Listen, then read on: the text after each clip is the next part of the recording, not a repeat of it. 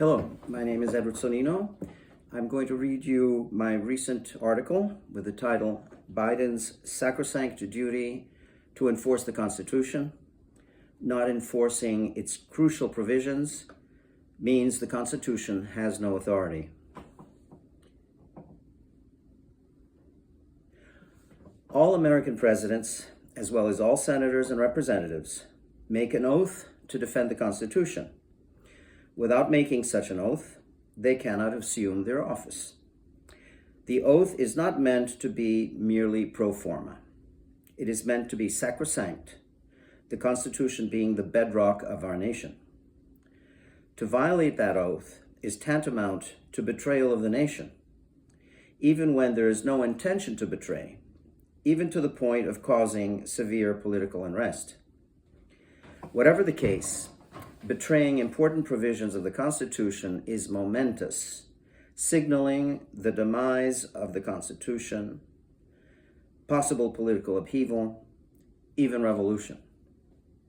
Since our Constitution's function is not only to organize the nation, but to put in place solid guardrails to protect essential principles such as democracy, not strictly enforcing provisions which are intended to protect democracy is a betrayal of our democracy.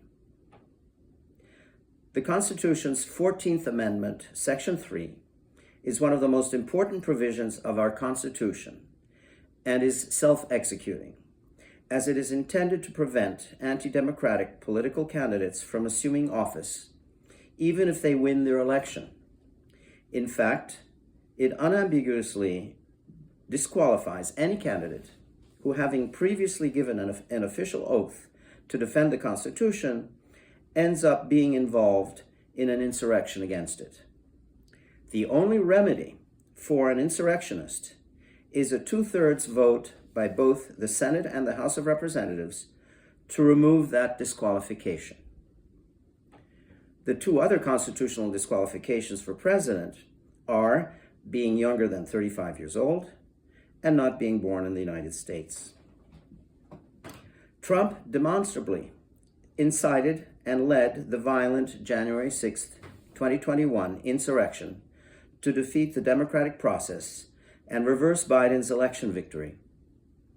With the whole nation witnessing it in real time on television and online, the evidence conserved on video. Trump being president, he had, of course, given the oath to defend the Constitution at his January 2017 inauguration, and he outrageously violated his oath, betraying our Constitution and our nation's most hallowed principle. Indisputably, his 2024 presidential candidacy was constitutionally invalid due to his being disqualified as an insurrectionist. As for President Biden and Vice President Kamala Harris, they are duty-bound to defend and enforce the Constitution, having given their oath at their January 2021 inauguration. They should have declared Trump's 2024 candidacy invalid as soon as he was nominated by the Republican Party. But they did not, probably to avoid a political firestorm, while believing Trump would not be reelected, thinking he would lose at least 10% of his 2016 voters due to January 6th, his many scandals and instances of dishonesty, his many indictments, and his egregious affinity for dictators. Biden and Harris could have declared his disqualification shortly after his November 5th, 2024 election victory. They should have, but they did not, for some undisclosed reason. Maybe it's a good reason, maybe not. In any case, it is still not too late for them to do their duty, the same duty shared by all senators and representatives, before next Monday, January 20th, the scheduled date of Trump's second inauguration. Before the deadline of January 20th, Biden must fulfill his constitutional duty and declare Trump morally and legally unfit to be president. He must declare Trump's election invalid due to Section 3 of the 14th Amendment, and that consequently Harris becomes the new president. That is the right thing to do. It is legally required of President Biden. Furthermore, the Supreme Court this past summer asserted that presidents have absolute immunity for any decision made with the intent to defend the Constitution or any of the nation's best interests. So, Biden would be fully protected for any measures taken to enforce Article 3 of the 14th Amendment, even drastic ones. It would be best for Biden to prepare the nation for his decision to invalidate Trump's November 5th election victory a few days in advance of Inauguration Day, in a live televised address, carefully explaining the Constitution and his duty, his absolute duty to enforce it, along with a recitation of Trump's many misdeeds, adding moral justification to the 14th Amendment's absolute requirement of invalidating the presidential candidacy and election of any oath-breaking insurrectionist. Biden must explain that the Constitution takes precedence over voters and election results. Indeed, the Constitution inserted Section 3 of the 14th Amendment to protect itself and our democracy from unwise, naive, undereducated, corrupt, and anti-democratic voters and politicians. Biden should even go so far as to reprimand the Republican Party for having allowed an insurrectionist to be its presidential candidate. To make the invalidation of Trump's election more digestible for Republicans and Trump himself, Biden's speech should propose compromises with the Republicans, such as having Harris, as the new president, commit to 1. A centrist legislative program and the inclusion of moderate, widely respected, traditional Republicans in her cabinet. 2. A specific promise to immediately solve the illegal immigration and border crisis by reforming the asylum law, requiring all asylum requests to be made at our consulates in the country of residence or in neighboring countries, and no longer at our border. Never again at our border. 3. A specific promise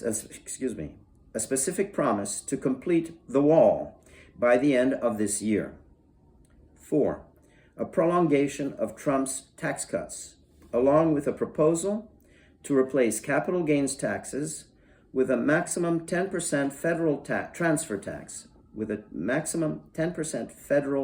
tax, payable by the buyers, not the sellers, just like sales taxes, and a proposal to eliminate the fraudulent estate tax, explaining its duplicitous unconstitutionality. 5. The strict enforcement of all human rights while having a mandatory public high school course on the United Nations Universal Declaration of Human Rights, which all UN member nations have undersigned, complemented by the world history of human rights violations, and also avoiding woke controversies, rejecting proposals to legislate biblical generational guilt, specifically stating that current generations cannot be held responsible for the misdeeds of past generations. 6. The proposal of a major upgrade of our public schools to ensure that all our youths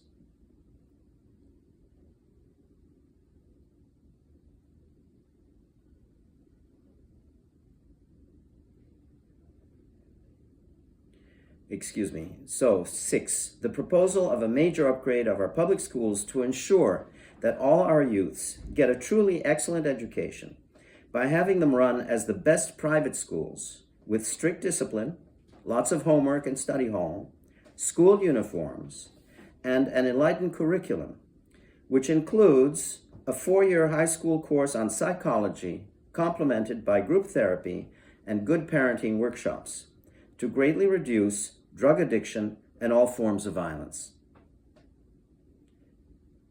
Acknowledging that is the only way to have a prosperous economy, a serene society, and low tax rates, while eliminating poverty and illegal discriminations.